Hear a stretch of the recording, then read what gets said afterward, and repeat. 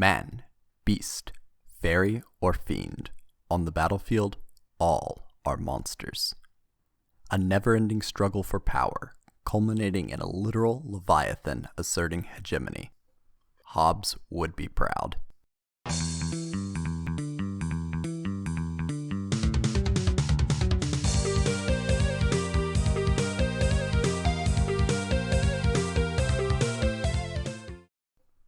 I find it a little funny that the Leviathan has infinite attack points, and yet Timaeus had more attack points.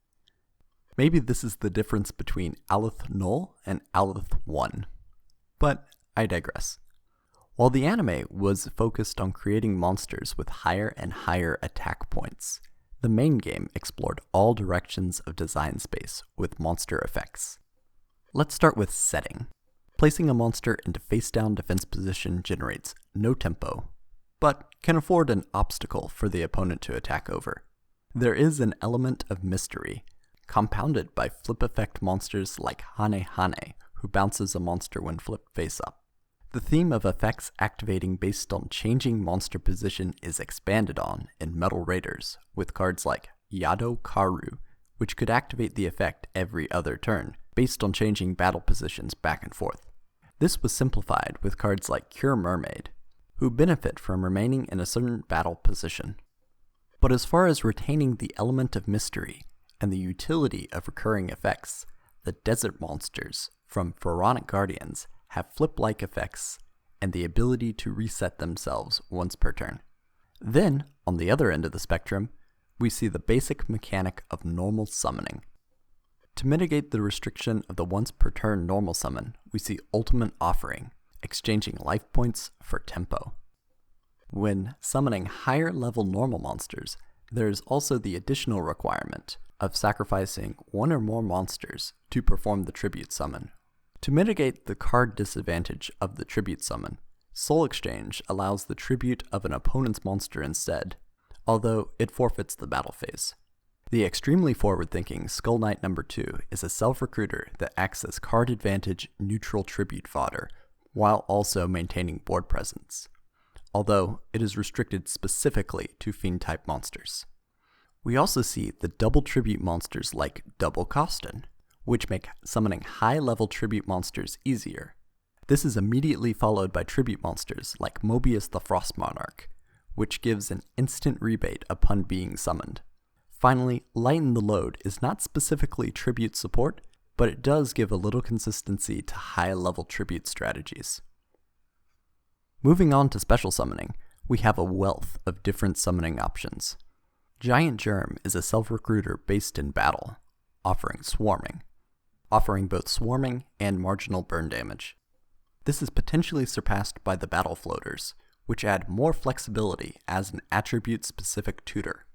Beyond the recruiters, we have inherent special summon monsters like Guardian Grawl, who had a summoning restriction and an inherent special summoning effect. The condition of being the only card in hand is reminiscent of Swift Gaia the Fierce Knight, but that is a tangent.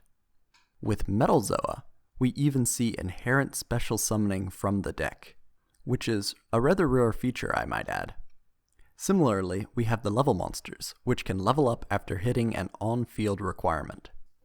Returning back to special summoning from hand, the elemental spirit monsters had the effect to banish a card of their attribute in order to special summon themselves, a cost which was expanded on in Invasion of Chaos with the Chaos monsters.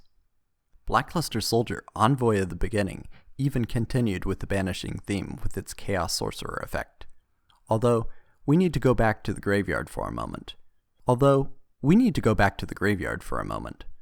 But not too long, as Revival Jam points out. From being destroyed by battle, Revival Jam's revival feels like an expansion on the floating monsters, although it was largely obsolete with Twin-Headed Behemoth, which did not have the life points cost and could be destroyed by means other than battle. Petten the Dark Clown can be sent to the graveyard from anywhere, which might make it look better than Skull Knight No. 2. But the word win in its rules text means that the card misses the timing quite often. Finally, at the tail end of the DM era, we see the Sacred Phoenix of Nifs, who not only revived itself, but brought out a heavy storm effect when doing so. Transitioning again to another special summoning mechanic, we have the Fusion Summon, starting with the release of Polymerization in The Legend of Blue Eyes. Fusion monsters had specific materials, which greatly decreased their consistency. On top of that, at minimum, Fusion Summoning is a -2 in card advantage, as there are 2 or more fusion materials and polymerization being used to bring out one monster. A trio of cards were printed to help minimize these weaknesses, with the Forgiving Maiden, Supply, and Fusion Gate. The Forgiving Maiden and later King of the Swamp acted as fusion substitutes, with King of the Swamp also acting as a polymerization tutor. Supply recurred some of the card disadvantage involved in fusion summoning, and Fusion Gate acted as any number of copies of polymerization. The later field spell, Centrifugal Field, gave a partial refund for fusion monsters. But the card name is weird. Centrifugal Force is already a misnomer for the property of inertia, but the force which is exerted on an object revolving to maintain its orbit is a centripetal force. But that is getting way too specific for this video. Speaking of specific, on introduction we see specific rituals used for ritual summoning. For instance, Relinquished had Black Illusion Ritual. This is parallel to the specific fusion materials, but the monsters tributed for a ritual summon were largely generic outside of the level requirements. Generic rituals like Contract with the Abyss did help to add consistency to the strategy. Both Sonic Bird and Senju of the Thousand Hands were printed to fetch a ritual spell and monster respectively. But these two monsters were largely obsolete with the introduction of Manju of the 10,000 Hands.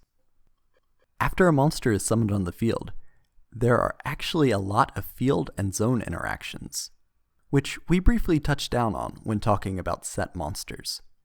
One I find interesting is with the Wicked Worm Beast, who returns itself to hand, and perhaps is the precursor to spirit monsters, who had very strong on-field effects, but had the disadvantage of returning to hand at the end of the turn.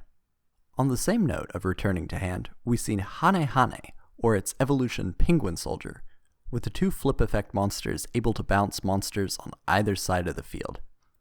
Then, interacting with both sides of the field, we see Mushroom Man number 2, who has a negative effect while on the field, and, at the cost of life points, can be shifted to the opponent's control. This is iterated upon with Amoeba, burning the opponent for a large chunk of life points. Finally, we see Lava Golem continuing this trend, shifting control to the opponent's side of the field and burning each turn. With Deep Sea Warrior, we see the first attempts at archetypes, referencing Umi. There is a host of monsters which benefit from this specific field spell. Gravekeepers and Archfiends build on this, with Necrovalley and Pandemonium. Moving from field spells to equip spells, we see Maha Velo, who double dips on equip spells, and then we can return to the Guardian monsters once more. This time toward Guardian Elma, who offers Equip Spell Recursion, thematic to her dagger, which always finds its way back to hand. In all fairness, this effect has been emulated a few times outside the Guardian herself though. Also related to equip spells, we see monsters who equip themselves as spells. Kisetai and Dark Necrofear are both fairly weird monsters, with the first offering slow life point gain, and the second improving on this by offering the ability to steal an opponent's monster. Both of these cards seem to have influenced the development of union monsters, like Des Dindle, but that may be venturing too far into speculative territory. After summoning and fiddling around with zones, battle is the final area of mechanical evolution I want to focus on today. As early as Metal Raiders, we see Uguchi, who can attack life points directly.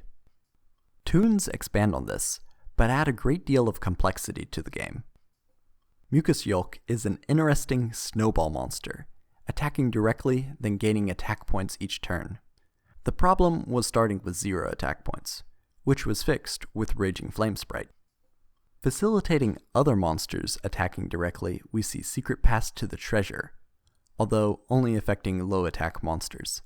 In the same direction, shooting Starbow's Seal decreases attack points by 1000 but offers this benefit. Also in Pharaonic Guardians, we have the major payoff of attacking directly with Spirit Reaper, or the improved version, Reaper on the Nightmare. Similar to attacking directly, there is the mechanic of piercing damage. As an equip card, we have Fairy Meteor Crush. Then as a monster effect, we see Mad Sword Beast introduced in the same set. Going further, we have Air Knight Parshath, which adds card draw on top of the piercing damage.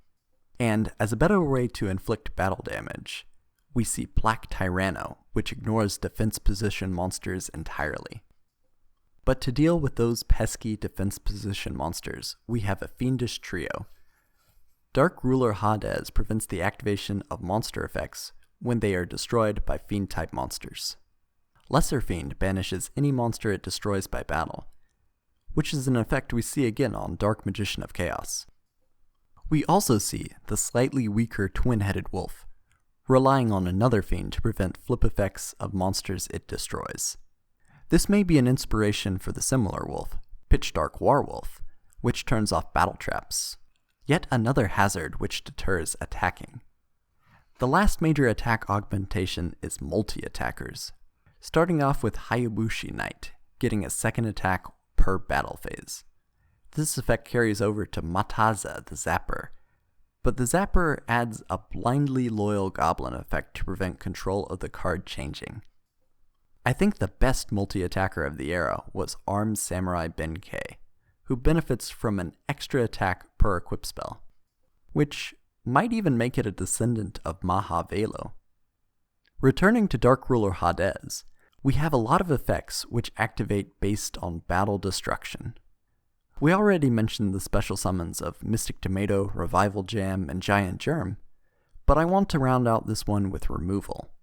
Wall of Illusion, which bounces to hand, Neudoria, which destroys, and the best of the bunch, DD Warrior Lady, who can activate her effect simply by battling, not just by destruction, and offers banishing without targeting.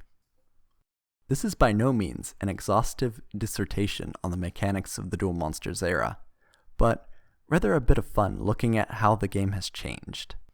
I haven't even mentioned the Union Fusion confusion, or the wonderful world of tokens. But at least now, I can finally look forward to the GX era and onward.